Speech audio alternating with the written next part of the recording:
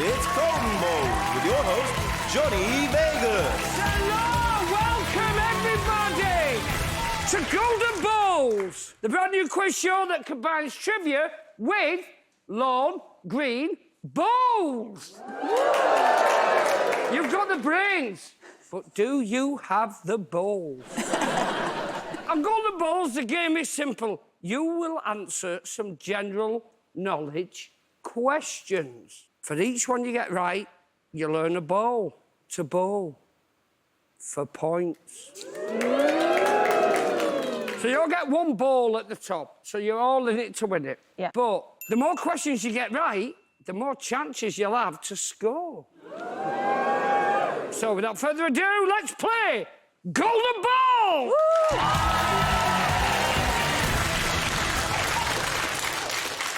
Nice sting. Brilliant. It feels like I'm proper doing a game show. Right, your first question. In the periodic table, what is the chemical symbol for zinc? Weren't ready for this, were you? Me taking it serious and everything. Right. Sophie, what have you put? I've put P. Okay. I mean, I don't know the answer, but I know that isn't the answer. OK, Rachel, can I ask you for your answer, please? I've put Z, but then I've put a little N. Richard, what have you put? I also put Z with a small n. It's Z with a little N! Yes. Actually, vindication. Rachel and Richard, you get an extra ball, but don't you worry, because you've got a free one. Oh, you got and it. it's all to bowl for. I feel bad about this. Question 2. What is the currency of Denmark? Please keep it to yourself if you know the answers. Sophie, what are you asking for in the Bureau de Change? Kroner? Fair enough. I put krona, but then I thought euro. Oh. Hey, could be anything. Richard. Did you take that aerial off a car? So, what would you be asking for, Richard, in the Bureau de Change? You see, I think historically I would have asked for the Danish kroner, but now the euro. I can reveal to you that the answer is the Danish kroner! Danish kroner! Sophie, you've earned a ball. Thank you. Everyone's got 2 balls. Everyone has got everything to play for. Just act like you're tense. Oh. I'm genuinely Please. tense. I don't need to Act like this matters! I've got angel investors looking at this. I'm seriously, like, this is a pitch for next week. I think it's a triumph, Johnny. I think it's going really well. I We're agree. really excited about it. We're all very excited. It's just that we've lost blood supply to our heads. Right, OK, well, I'll speed things up with a third question, Okay. shall I? Yep. What was Shakespeare's last play? Can I ask a question? Yeah, Have you seen this play? I was in it. You were in it? Yeah, he lied. Is it like a funny But no play? more deep will lie in dark mine eye than your consent gives strength to make it fly. Yes. Sophie, what do you think? I really hope I've got this right because I studied Shakespeare. I know that late plays were like The Tempest and Winter's Tale, but I think it was Coriolanus. Rachel? Kind of out of just nowhere, I also wrote Coriolanus. It really Feels like screamed. It was like even though no one's ever seen it. Yeah, I've never seen it. And Richard? I thought it was The Tempest, but I've lost confidence. I mean, not just in that answer, but in general. Right, the correct answer is The Tempest.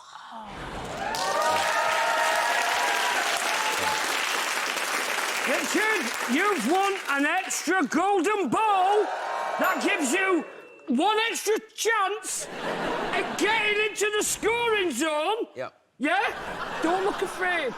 And your That's my friend. look. That's my look. Right, let's head to the green!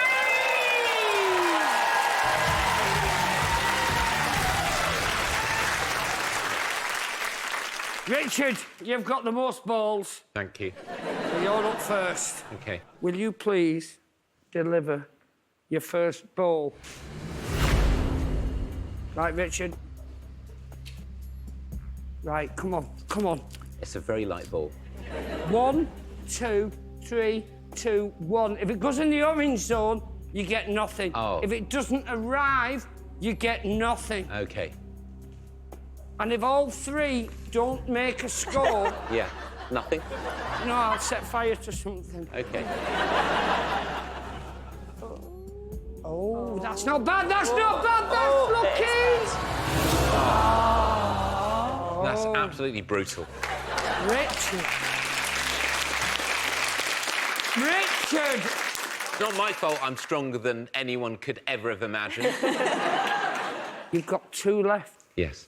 So, Rachel, would you please take one of your balls Yes, I will. and deliver it onto the score Yeah. mat? OK. I don't want to... Don't let the nerves get the better of you. No. I'm going to be here, just watching, but don't... Yeah. Go on, girl. Go on, go on, go on, go on, go on. Too hard! Too hard! Too hard! It's very... Oh, Are you allowed ricochets? oh, my God, it's all to play for. You're allowed ricochet? Oh, if I'd known you allowed ricochet, I would have completely changed my strategy. Sophie, please take your first blue ball. Not my first.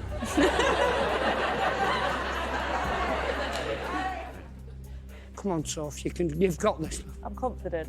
You've got it. Billy, please. she went for the... Ah! Oh! The old ricochet. 1. right. Oh!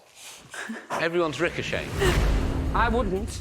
What would As you a do? crown green bowler myself, but That's you right. want to ricochet, ricochet. I may have to. I'm going to chase it down there. Oh, Ooh. Oh, come on. It's, you know, as a host, it's hard to say this to a contestant, but you're shit. You're proper shit at this. This is a disgrace. You didn't, I know, but you said you were going to bowl it hard, and what did you do? Now, can I, if in my last round with my ball, manage to hit those 2 yellow balls, one And off knock the them other? back out. It's allowed. OK. It's allowed. OK. Right, Rachel, come on, please. Now, you've got 1 point. Come on. You just need 1 more to put everybody else under pressure. It's good! It's good! It's really good! It's a 2! That was impressive! Now then, Sophie, do you think you've got what it takes? yeah, I do.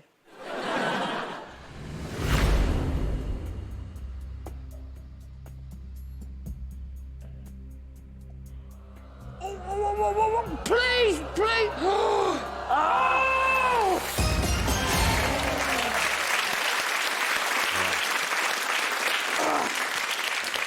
So it's 2! Sophie, Rachel, you've bowled all your golden balls. You've given everything you've got. And Richard, it's not looking good. OK, so all the points for this round are based on this? Rely on your last OK. ball. Are you going to go to strike one of your balls and Yes. put them into the, what we call, I'll need a stinger for this, the play zone? If you hit one of these, you're in with every chance OK. of picking up all the points. Oh, no, what a game changer!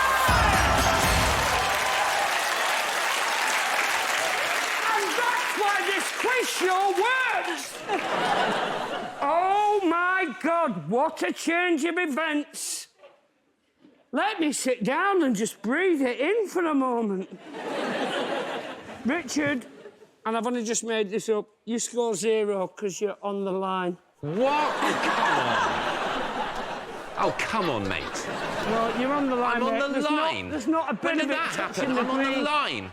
There's not a bit of it touching All right, the green. that's on the Look line. at it. That's on the line. Yeah, all right. That one's a bit on the orange. Have I what? Yeah, but yours is... Not a bit of yours is touching the green. I don't like the chance of this format at all. Look how wide the white lines are. Right. It's all line. I would have completely altered my stance. Is mine on the line as well? Yes, yes it is. This red one's on the line, that one's more or less on the line, that's on the line, you're on the line. Yes, but Richard, don't The whole be like format's this. on the line. Will you go, please, Jack? Look, it's not Brian touching Eno's going to any do of the green. soundtrack to this, it's so All right, you ambient. can have 1 point. Thank you. Unbelievable. Frankly, it's undeserving. It's And more do you know than what? deserved. It's beneath you to argue like this. It's actually not. At the end of this round, Richard, very generously, I might add, you got 1. Thank you.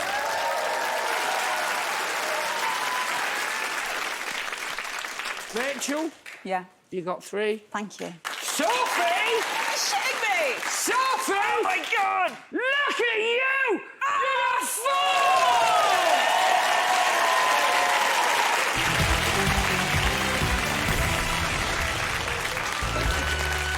Okay. When I found out I could do absolutely anything, I thought maybe I should do something I love, and I love music. Then I thought about it a bit more and I realised, hang on, I can do anything. And I've always wanted to jump out of a plane. So I recorded all my questions ahead of time. You'll see them pop up on the screen here. So everyone, get your pens ready, as my music pop quiz will begin now.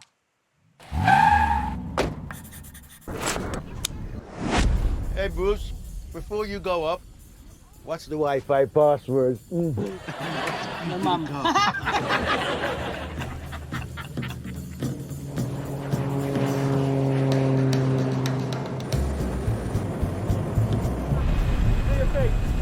In 2003, Girls Aloud covered which song by the Pointer Sisters?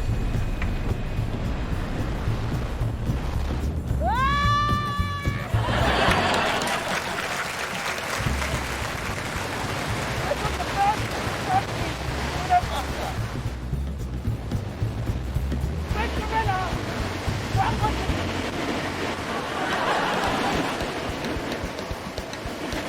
What was the thing?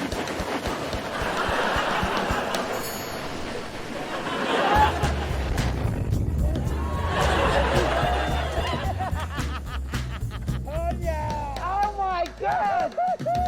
I got like 1 question out. Oh my God, let me do it. The gorilla in the Cadbury's advert drums to which song? This is mad. 5 colours in her hair was the first #1 for which band?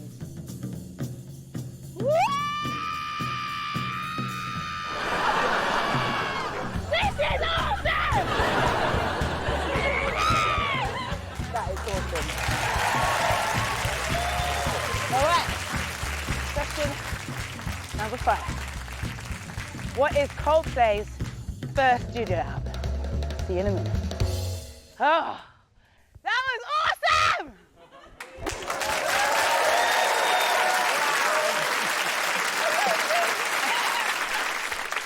Was that option offered to either of you? No never day been- trips, nothing. I wasn't offered any of these options. Can I just say, when you were asked what you want to do, what did you say? I did say I wanted to be left alone. Right. So, the first question that I asked was, in 2003, Girls Aloud covered which song by the Pointer Sisters? If it'd been any other year with Girls Aloud. It's just 2003. All right, let's see what you put. What was your answer, my love? Jump. Jump. Bob, what was your I answer? put It's Raining Men. Oh. And how about you, weather girl, Richard? isn't it? I put Fight the Power. But I don't know that the Pointer Sisters originally wrote it. That was my only hesitation. The correct answer was... Jump! I never get... That is 1 point to you, Kerry, yes! Oh, and you jumped out of a plane, do you see? Jump. Come on! You're on it. You're on it. I then asked, what was the first Bond theme to win an Oscar? You look confident, Richard. I'm a gifted actor. Shall we see what you put? Kerry, let's go. I'm not confident, but I'm going with Live and Let Die. Oh, OK. Bob, what did you put? I put Diamonds Are Forever. And Richard? I put Wi-Fi is forever because I thought, aren't we trying to link it into the video now when you mentioned Wi-Fi? And then I put Thunderball underneath it. And the correct answer was Skyfall! Oh! Oh, man. I then asked, the gorilla in the Cadbury's advert drummed to which song? Gosh, this really is a Jenga of puns. Come on, I like that smile, Bob. That's a confident smile. Yeah, I'm confident. Kerry, what did you put? Is it In the Air Tonight? Bob? In the same, In the Air Tonight. Richard? It's In the Air Tonight. The answer is In the Air Tonight! Yes. But that's very clearly Day. You all get a point now. Wow. Bob, you're in the game. I'm in the game. Yeah. All right, I then asked question number 4. 5 colours in her hair was the first #1 for which band? Yeah, I'm very confident. I'm not. All right, Kerry, what's your answer, my love? I've got no confidence in it. I've gone for 4 non-blondes. Have you not got onto the theme yet, babes? I know. Yes, but then there was nothing coming to me with the theme, so I just stuck with 4 non-blondes. OK, all right. Bob, what about you, babe? I put The Fall. The Fall. Oh, so good, Oh, you Bob. stuck with the theme. Oh, Very Richard, nice. how about you? The Windy Boys. Is that even a band? They're a cappella. I love the Windy Boys. Yeah, they Great. all wore shorts. Was the singer called Windy? Yeah, he was called Windy Peter. Where are they from? Felixstowe. The answer was McFly!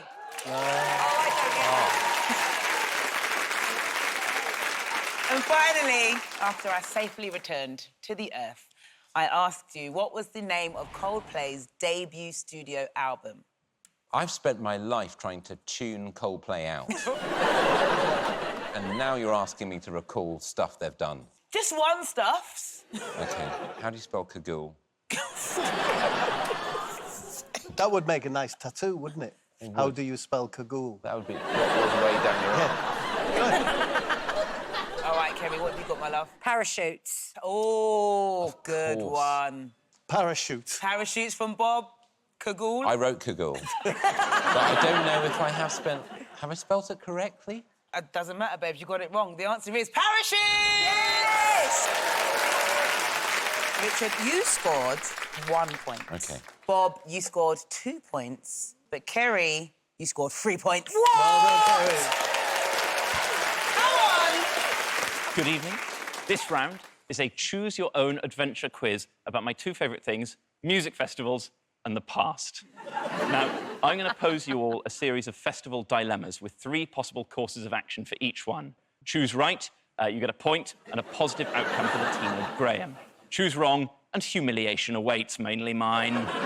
So, as I've said at many a festival, grab your tablets and let the adventure begin.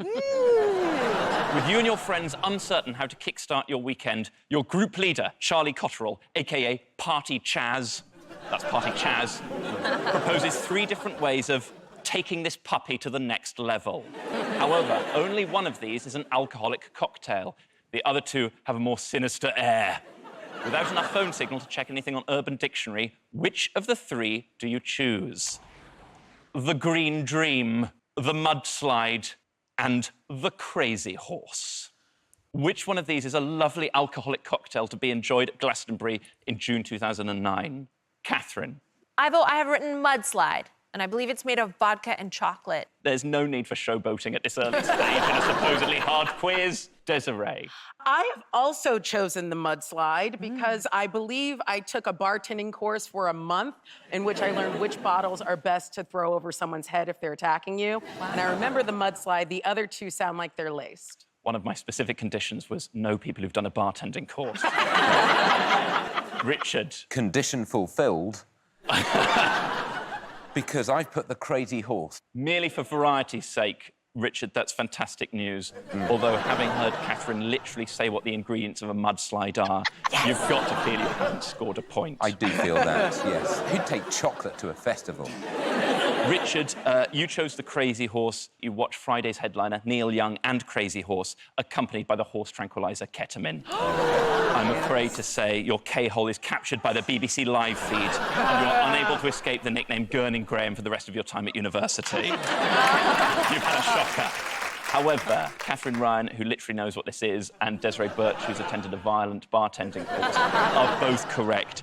You slam down your mudslide in just 3 goes, and then you cap it off by doing an actual mudslide through a waterlogged field. You get free showers for the rest of the weekend, and you're on the front page of The Guardian. It's worked out well.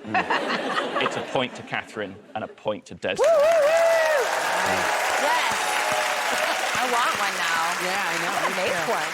Question 2 is about, of course, vegan food. I'm out. After an attempt to sleep off / live down your antics of the first night, your Saturday gets off to a great start when you get chatting to a management consultant with a top knot at the Jazz World stage and learn that he's John Burkhow's nephew. Soon enough, one thing's led to another, and you've offered to shout him a falafel rap. Barnaby is palpably moved by the gesture, but does stress that it needs to be vegan. What is the safest hors d'oeuvre? Falafel wrap with sujuk, falafel wrap with labneh, falafel wrap with freekeh. Catherine. I don't eat any of that. So I've guessed, Ivo, with labneh. Right. Desiree, what have you guessed with? I am lactose intolerant. I always have to be on the lookout for dairy. I think labneh is a yogurt, so I think no. Fuck! Sujuk, I'm not sure, but I feel like I've seen freekeh on like a vegan menu, so I went with freekeh. Who the hell are these two ringers? Yeah, Unbelievable. Sorry, Richard. Desiree really is bringing a hefty amount of personal experience to the quiz. Richard, what have you gone for? I went for freekeh because I thought someone making things up wouldn't use 3 E's in such a short word. Desiree, you were absolutely right, which means that it is a point for Desiree and for Richard because you've both gone for freekeh. Yes. You're swollen with superfoods, and soon Barnaby is inviting you to the Burkhow's house in the south of France. So it's all coming up birch as we head to question 3. The healing fields. Okay. Glastonbury, as we've all read on a henna tattoo, is about much more than just the music. So with just 1 day left until you have to take down your tent / strip the beds in your yurt, you head to the legendary healing fields to broaden your horizons. The question is, which of these is an actual healing process? Kabaddi, Ayurveda, or sounding? Okay. Catherine, what have you put? Ivo, I've put sounding because Interesting. I think there's a gong and it's meant to call all your energies into the right place. Sort of like a dog whistle, but less sinister. Right. Desiree, what have you put? Now, I've put Ayurveda. Ayurveda? I don't know, but it's written on a lot of the spas that you go to. Really? So I'm assuming that Ayurveda is a healing process. I don't know what Kabaddi is. I think sounding's a kink thing. Richard, which of the 3 options did you go for? I didn't put sounding because I thought it was a kink thing. Right. I could be wrong. I think it's a kink I thing. just put it because it was so banal. Why would someone make it up? That was my reasoning. Right. Well, none of you went for Kabaddi. It's an extremely energetic and occasionally violent game, largely played in South Asia. However, that would still have been far preferable to the option selected by Catherine and Richard of sounding. Oh, dear. Urethral sounding is the horrific process of a metal rod being inserted into your appendage for pleasure reasons. It's a private members club that nobody wants to be a part of. What's the king thing? Is the sound just the thing you make with your own mouth when that goes in? What? Luckily, you don't have to find that out because you realise what's about to happen just in time and you flee the tent. However, you are haunted in your nightmares by what you describe forever as the glint of the rod. Desiree, you went for Ayurveda. well done, or should I say wellness done? Yes. Ayurveda is the Sanskrit word for life and longevity, and you will spend the rest of your life and longevity telling people about that herbal tincture you got at Glastonbury, even though you paid £20 for some Calpol. And this last question, a double pointer, is not so much about wellness treatments and kinks, it's about the networking that I've really been wanting to do at Glastonbury this whole time.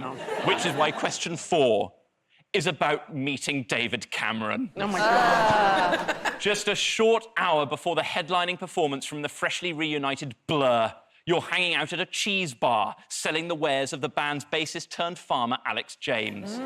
Over a thick slice of the finest Stilton to ever come out of the Cotswolds, you look up to see none other than James's friend and neighbour and leader of the opposition, David Cameron.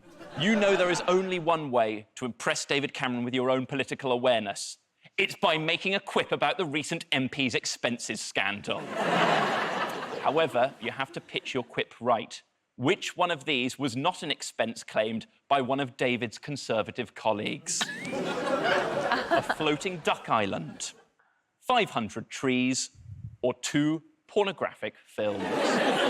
Which was not a Conservative expense? Catherine, what did you go for?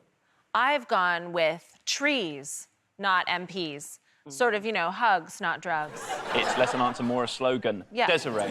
I am in full agreement with Catherine. I feel like every other day, like, the Conservatives are getting done for something pervy. So I feel like the pornographic films, for sure. Duck Island, they probably want to shoot them. So 500 trees seems like they wouldn't have expensed that. Richard, what have you gone for? 500 trees, only because it seems like a relatively legitimate expense. Yeah.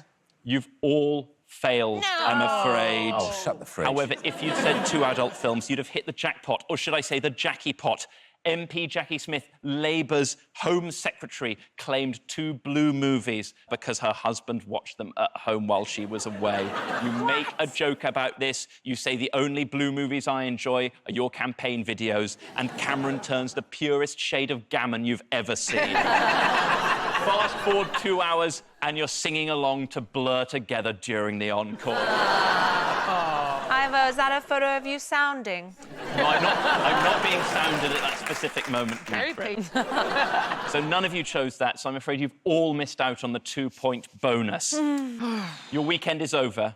Your only hope now is that you can spin your personal shame into a slightly laboured quiz format for a comedy-focused digital channel. Tonight, Richard got just 1 point, Catherine got just 1 point, and the runaway winner practically from the beginning, the woman of the world, Desiree Birch, has had a cracking weekend at Glastonbury in my 18-year-old shoes with 3 points. Wow. What on earth? Matt, thank you for coming, but I asked you to host a history round. What's happened here? Well, I've gone one better, and I've built a fully functional time machine. In fact, I've just come back from Leonardo da Vinci's fancy dress party, where I was dressed as the Vitruvian Man. Don't know who drew that sketch. Probably Da Vinci himself, the cheeky chap. Which brings me on to my first history question. Hit us. Although he was born in the 15th century, Leonardo da Vinci was known for coming up with various proposals for relatively modern inventions. But which of these 3 vehicles did he not propose? A, helicopter, B, go-kart, or C, jet ski? Great question. That must have been hot in Rome. Yeah, big time. So, Maisie, what have you gone for? I've gone for go-kart. And Rosie? Again, go-kart. And Nish, what have you gone for? I've gone for the jet ski. Well, I can reveal, Nish, that you're absolutely right. Yes! No! 1 point to Nish. Right, well, I think it's time we started sending our contestants back through the time machine. But I can't overstress how careful you'll have to be. I think we've all seen the film Back to the Future, where the main character travels back in time and risks erasing himself from history when he meets his own mother and she becomes attracted to him. Now, I don't want to sound like a big old time travel nerd, but I didn't find that film particularly realistic. My argument being that if you went back in time and your mum was that fit, you'd definitely get off of her. So let's start sending you through the time machine. Nish, would you be so kind to step up and walk through my time machine? 100%, I would love to walk through that time machine. off on his time travel adventure. Oh, boy. Here we go. Oh, God.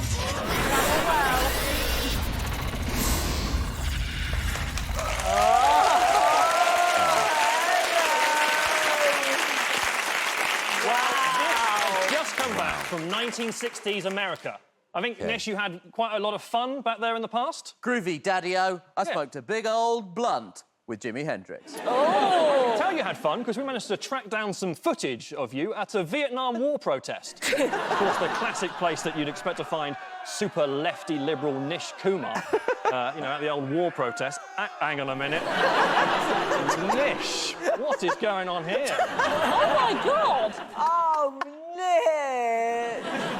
So, which of these events in the 1960s came first? Was it A, the assassination of JFK, B, the moon landing, or C, Woodstock? That's a lovingly rendered tribute to JFK. Impossible to miss, really. Big old head. OK, Maisie, what have you gone for here? I think it was JFK getting shot. Yeah? Yeah. And how about you, Rosie? I think it was C, Woody Woodstock. OK. And Nish, what have you gone for? I believe it was A, the assassination of JFK. Oh, really? Yeah? The answer was, in fact, A, the assassination of JFK. Yep. 1963. Of course, it happened in 1963, where the other two happened in 1969. Now, I think it's time we sent Rosie off on a time travel adventure.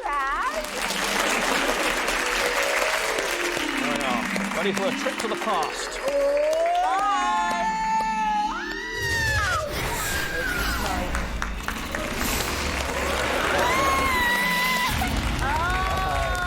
Yes, of course. Rosie, quick travel. Rosie has, of course, travelled more than 2,000 years ago to ancient Greece. Seems like you had a lot of fun there in ancient Greece, Rosie. We can see that you posed for quite a lot of statues. Uh-oh. There we are. A little statue you posed for there. Certainly not the goddess of manners. That is terrifying. So, question 3. Which one of these statues did not originate from Greece? Was it A, David, B, Disco Bolus, or C, Venus de Milo? Which one of these did not originate from ancient Greece? And I'll be honest with you, looking at it now on the card, I still don't really know it. Oh, yeah. A lot of willies in history. Yep. A lot of willies. Maisie, what have you gone for?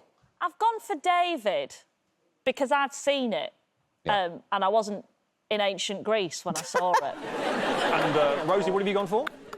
Same, David, because isn't that Michelangelo and then that bugger Italian? Seems like excellent logic to me. Good deduction. Yeah. Nish? I've gone for A, Davy McPenis. Because Michelangelo is, of course, not from Greece. He's from New York, where he lived in the sewers with his brothers. Well, irritatingly, you're all right. And finally, it's time to invite Maisie to step into the time machine. Ooh.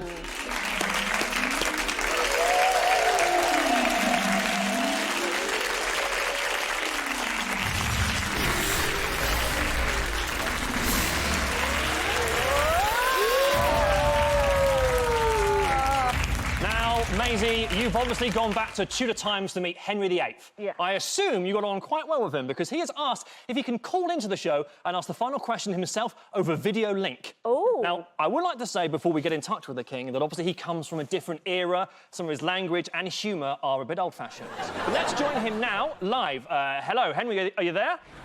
Cool. Ain't mother-in-laws a right pain in the arse, and I've got 6 of them, eh? Yeah, good joke. Now, Well, I've just got to tell you this little story first. Right. I'm in the garden, right, and my wife was giving me a big old nag. She said, Henry, I've had up to here with your attitude. I said, I've had up to here with your body. I kind of blew my head off, eh? Yeah, now... Because of the beheading. Yeah, I got the joke. Now, you've got, I believe, a question for us. Right, sure, yeah. Which of my wives do I not behead? But good luck.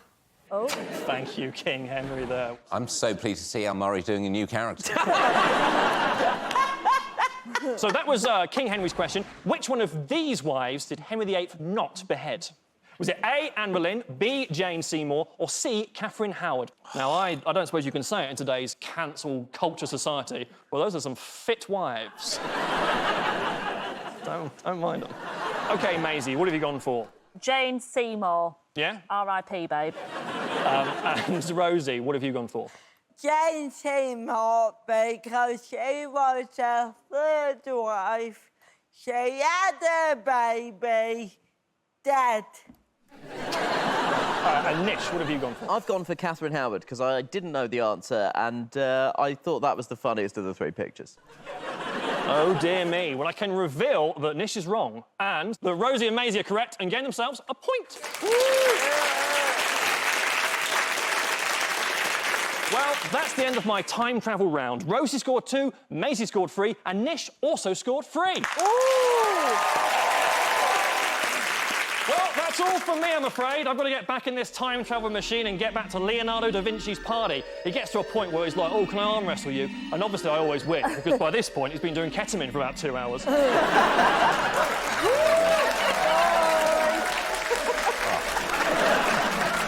long!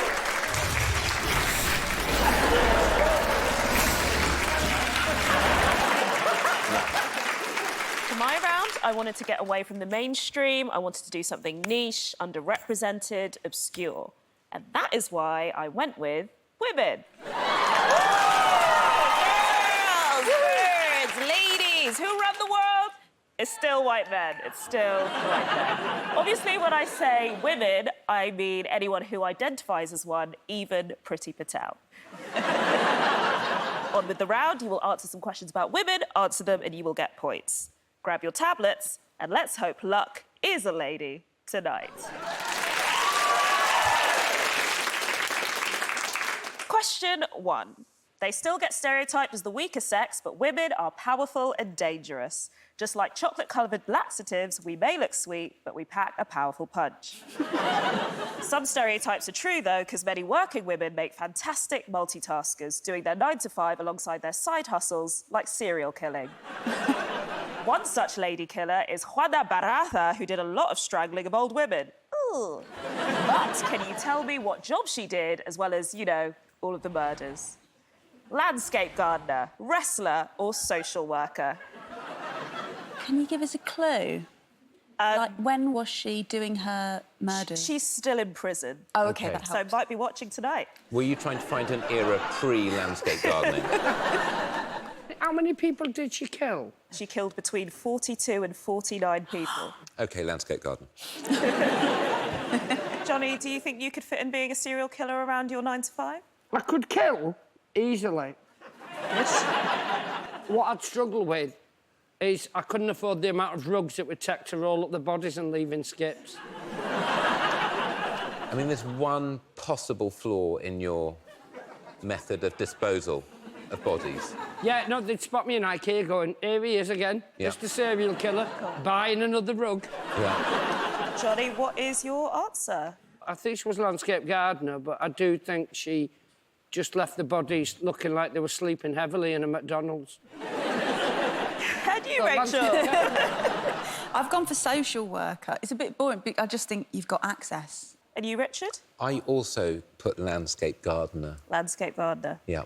The correct answer was professional wrestler. Oh. What? Yes. Son of a gun.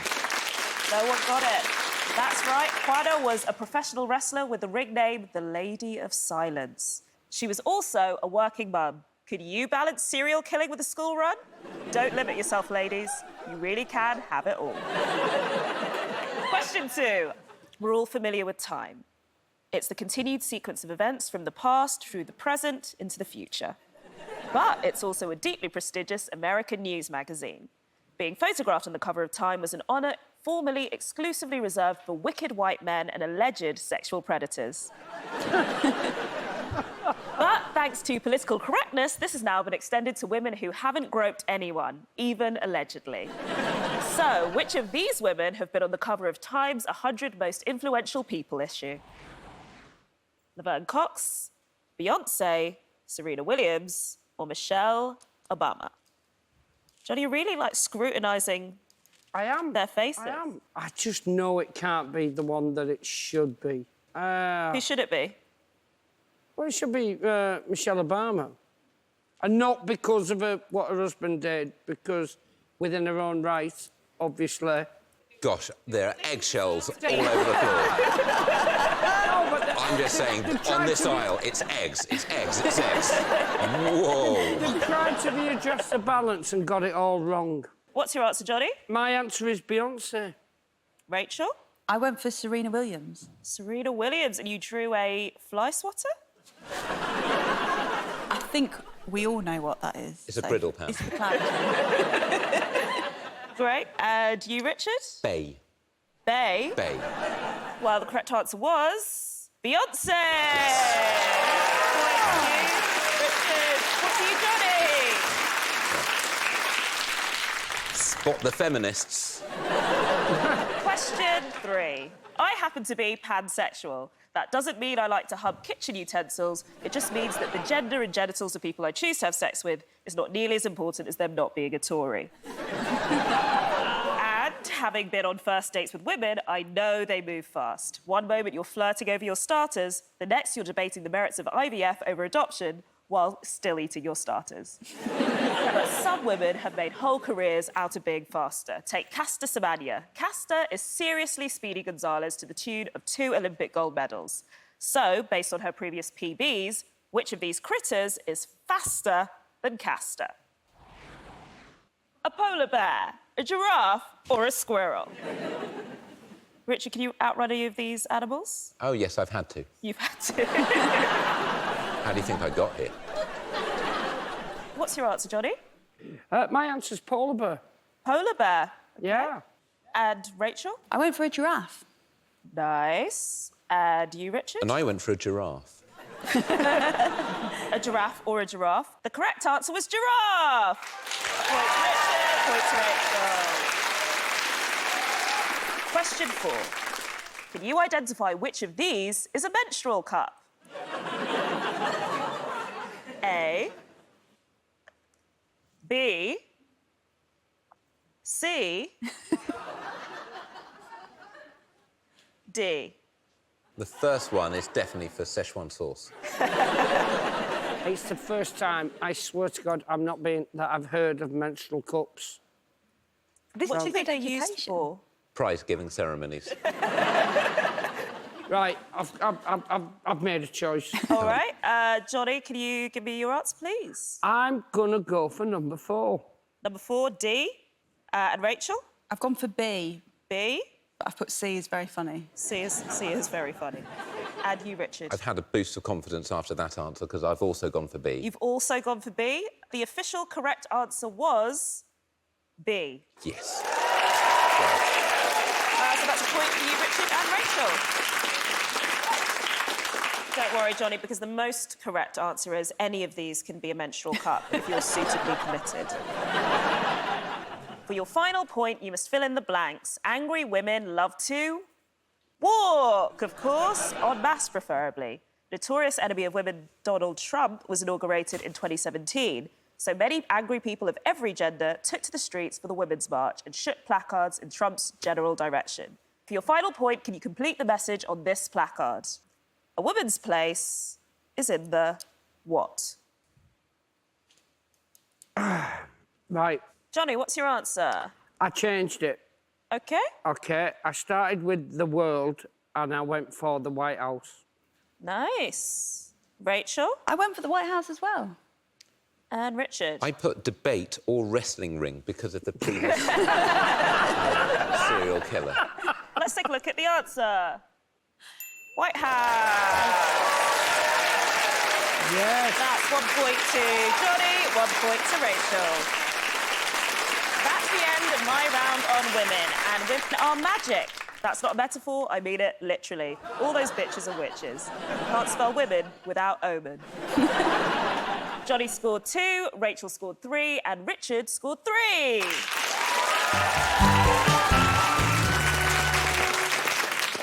Ever since I first appeared on The Last Leg back in 2012, there's been something obvious about me that everyone's immediately noticed.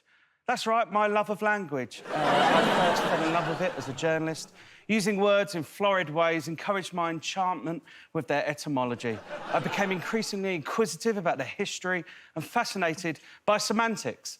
So I've devised a linguistic quiz in the hope that you can share my enthusiasm for the beauty of language.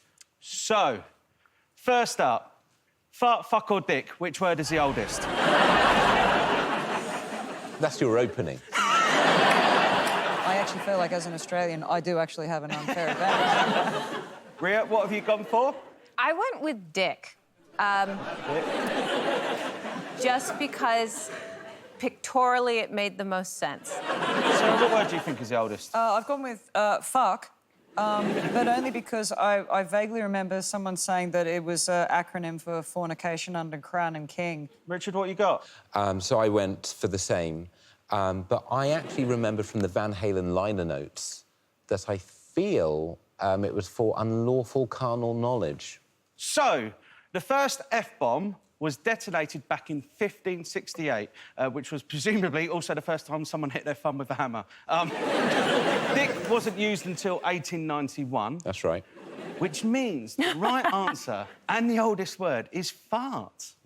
Oh. Yes, fart first slipped out and got blamed on a dog in the mid-13th century. Question number 2. What I want to know is, what term refers to when you put a word, usually a swear word, in the middle of another word for emphasis? For example, is Alex a wordsmith? Abso-fucking-lutely would be that in action. OK? So, your options are gamahoosh, Tamesis, Acnestis. I think you just got that from Bohemian Rhapsody, that first word. So, Ria, what do you think is the correct answer? Yeah, I went for Tamesis. Tamesis. Yeah, that one. Sarah? I've gone with Agnestis. It's just got a really strong vibe. Richard, what you got? Tamesis. Do you genuinely know this? Final answer. Final answer. OK. Let's go through the answers. Gamahoosh is actually it's Victorian slang for oral sex. Fittingly, it's a bit of a mouthful. Agnestis is the bit between your shoulder blades which you can't reach. The term for parts of my body I can't reach is pretty much everything. Which means the correct answer is Tamesis. Wow, there you go. That's a point for you, Ria, and a point for you, Richard. You knew that one, didn't you? Of course I did. So, the next question. What does the 18th century word Rantalian mean? Is it a randy old man who marries a woman much younger than him? Is it a posh person with big teeth? Or is it someone with a scrotum longer than their penis? Why would you have a word for that? Have you met many Rantalians, Richard? I mean, obviously, how would I know option 3? I mean, I don't go to the gym. Ria, what do you think the word Rantalian means? I went for an old man with a young wife. Okay. Judging by your picture, that is a much, much younger wife, No, she's legal in the 18th century. Can I be clear? Cool. OK, we're moving on. Sarah, what you got? I answered the same, but only because it just reminded me of the word rapscallion. Richard, what you got? Old man with a young wife. Old man with a young wife, so you've all gone for that. Let's go through the answers. A posh person with big teeth is actually called a keffel, as in keffel, you don't have someone's eye out with your big teeth. A randy old man with a much younger wife is known as a legend. No, I'm joking. It's not really, it's 2021, guys. They're known as an oxhauser, which means the correct answer, Rantalian, is someone whose scrotum is longer than their penis, which is totally normal, right? I'm surprised that people felt so put out by having to explain it at length that they just wanted to shorten it to one term. Yeah, I keep having to say this. Can we just coin a name for this? I'm losing hours here. My final round, I've got a challenge for you based on the Ofcom guidelines about what you're not allowed to say on television. I'm going to show you a list of Ofcom's bad words. And what I want you to do is rank them in order of how rude Ofcom consider them to be, using the clearest scale known to man, the Nando's periometer. For example, you're very mild, probably OK for kids. Lemon and herb word would be something like bloody. Yes. Still quite hot for me, though. Well, a medium word would be bollocks. Oh. Yeah? Back it up, mister. And a hot word would be wanker. For your last 2 points, you face my Great Wall of Swearing. Here we go. Wow. Here's how the game works. Each of you will select 3 swears from the board, but choose carefully because you're looking for just 1 mild, 1 medium and 1 hot. So, Ria, what would you think would be a mild swear word? I'm going to go with sod off. OK. I'm going to go mild. I'm going to go git for mild. Git? Yeah. Yes, it's nice. Yeah. There are days when I'm sad that both my parents are dead. and then there's today. Richard, what would you think would be a nice mild swear word? I'm going to say crap. All right, then. Let's kick it on a notch. Ria, what you think it would be a medium? I'm going to go with something female because I remember seeing the list years ago and every female part was more offensive than the male parts for some reason. So I'm going to go twat. You're going to go for twat? OK. Sarah, what have you gone for a medium? For a similar reason, I'd go tits. Yeah. Tits? Richard, what are you thinking? I don't know what bukkake is. What is that? What is that? I mean, do you want me to explain? I would. Can I get an iPad? I can draw. No. I don't know what that means. I can't say it. I think it's with the Ofcom thing. OK, so that... Do you want me to whisper it? OK, so that's my choice for 3. Yeah. OK, then, so... I'll pencil bukkake for 3. You're penciling bukkake for 3. And then for 2, I'll say bastard. One more. Tricky. Hot. What are you going for, Ria? He just took my 3. Although he penciled. Can I change that to a hard pencil? Unless that relates to whatever the word means. Ria, what do you think? I'm going to go jizz. You go for jizz? I'm going to go jizz, like bukkake adjacent, right?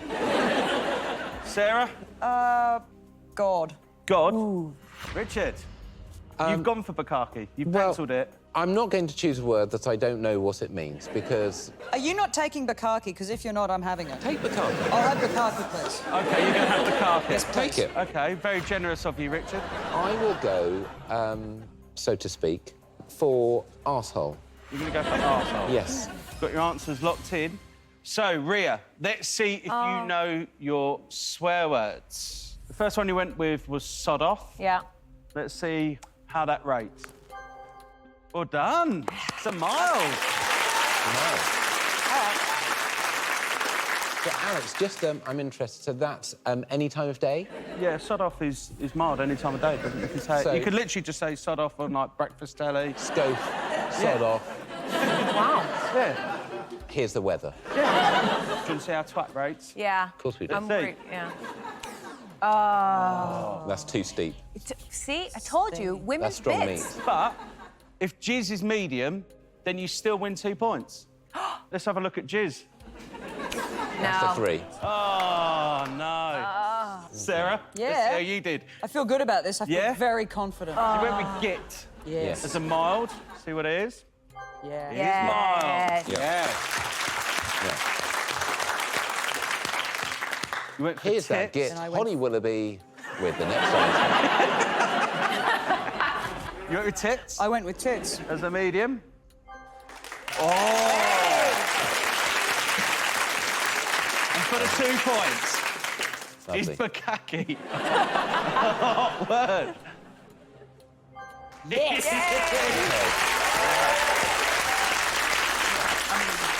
Nice, isn't it? It's not bad. I feel like I'm back in the game. Yeah. Yeah. Go on. Richard, how do you feel about your words? Do you think you've got the full house for the 2 points as well? I'm quietly confident. OK. That was a crap item, Piers. Yeah, I think it works. Is crap a mild word? Yes. It is. is bastard. I've definitely heard that on EastEnders. Medium word. What? Oh! I've literally heard after that word. I've said that word before now on TV. Actually, people did complain. They did complain.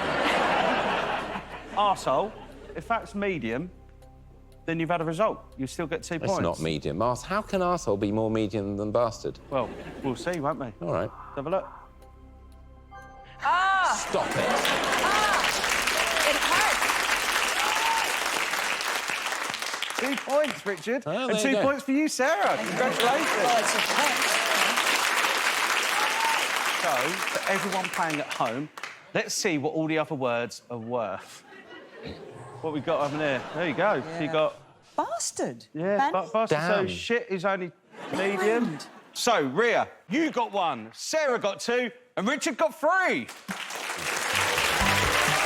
First of all, can I just say thank you very much for inviting me to your quiz. These are your friends, I take it? They're here.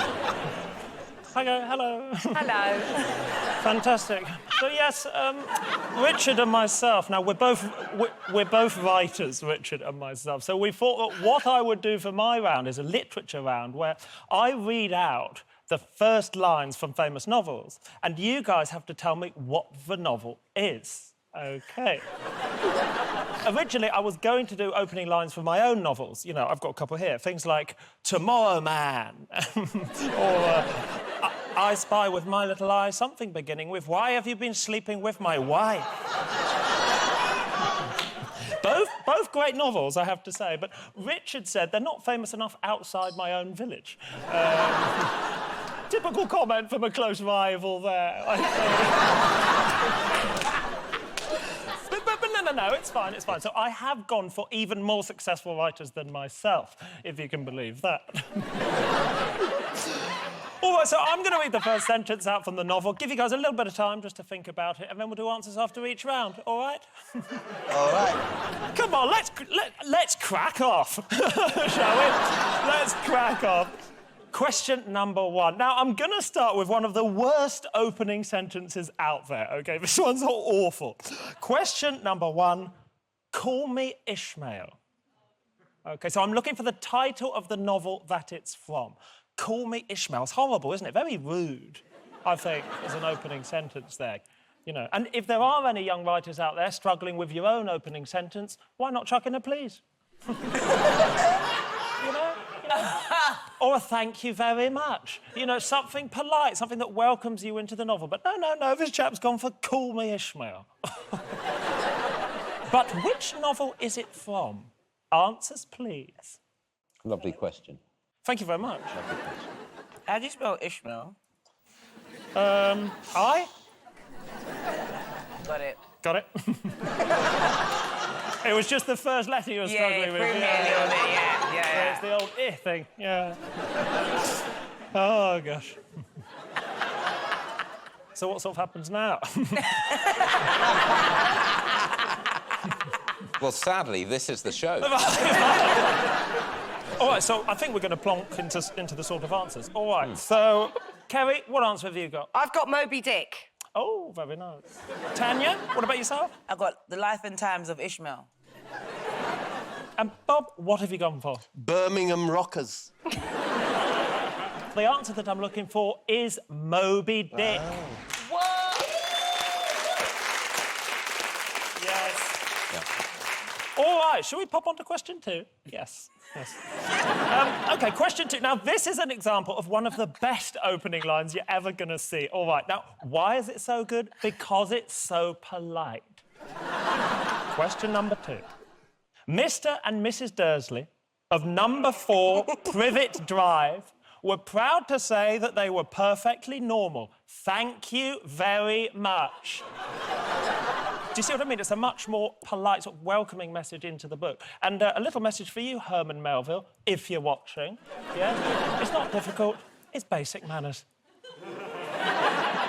All right, so, Kerry, what have you gone for? It's a Harry Potter, and I've gone with the Philosopher's Stone. OK.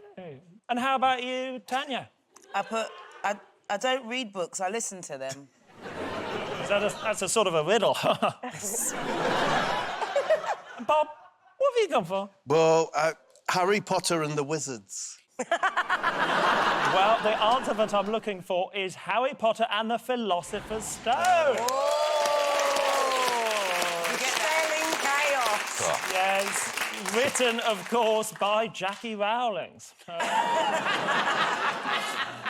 That's a point for you, Kerry. Yes. Question 3. Now, sometimes you can be rude in an opening sentence if you're really trying to make a statement, OK? And this next one's a great example of this. The thing I love about this one is the way the writer manages to slam almost all children in a single sentence. Brilliant. Listen to this. Question 3. All children, except one, grow up. But which novel is it from? Got it. Got it? Mm-hmm. Kerry, tell us what you got. Peter Pan. Ooh. Oh, damn it. And you, Tanya? Matilda. And you, Bob, what have you gone for? I got Peter Pan. Oh, yes, the correct answer is Peter Pan. So that's a point for you, Bob, and a point for Kerry. All right, question number 4. Now, we're just going to plonk straight into this one, guys. All right. On the edge of a great forest, there lived a poor woodcutter with his wife and his 2 children. Ah. I know you're thinking, who is this woodcutter? I am. You are. You're probably thinking, who is this poor and presumably quite stupid woodcutter? You know, what's the matter? Can't find any wood. Maybe have a look in the great forest. On the edge of your muddy house. What's he playing? He's probably looking out the front like, well, there's nothing out there. Turn around, pal. You're sitting on a gold mine out the back. But which book is it from? Kerry, what have you put? I've put Hansel and Gretel. Oh, man. Have you put the novelisation of Terminator? Tanya, what have you gone for? I did Pinocchio. Bob? I put Hansel and Gretel. Very nice. Because I find that strange, because technically that's not a book, it's just part of the grim fairy tales that were collected in a compilation volume. I think you technically might be right. I think Richard. I'm technically frickin' ass. Oh, touche. All right, the answer, one of the answers I was looking for is Hansel and Gretel. It comes from an oral tradition. It's collected in the compendium of folk tales, if you want to call that a novel. But yeah, it is surprising with the Hansel and Gretel, because you would think it would be a story about this sort of stupid woodcutter, but it's actually a story about a nasty, evil pair of children who murder and rob a disabled old woman. All right, a point to Bob and a point to Kerry. Yay. Very good. Final question. We're coming full circle on the final question. We're coming all the way around to another horrible opening line. Really bad. Well, this one is an absolute stinker. All right, question number 5. It was the best of times. It was the worst of times. It was the age of wisdom. It was the age of foolishness. It was the epoch of belief. It was the epoch of incredulity. It was the season of light. It was the season of darkness. It was the spring of hope. It was the winter of despair. Make your ruddy mind up. Do you know what I mean? It's absolute nonsense, this one. Season of light. Ever heard of summer? Irritating, though, as it is, which novel is it from? Kerry, what have you gone for? I've gone for Hard Times. Oh. Tanya, what have you gone for? I went for Animal Farm. What about you, Bob? I put A Tale of Two Cities. The correct answer is A Tale of Two Cities. I need to read more. Yes. Written, of course, by famous thicko Charles Dickens. In my opinion, it should have just been The Tale of One City. Would have been much clearer, from my point of view. It was the best of times. It was summer. You know, it was fine. Now get on with the plot, Charles Dickens. Anyway, at the end of that round, 1 point for Bob. Thank you. Thank you.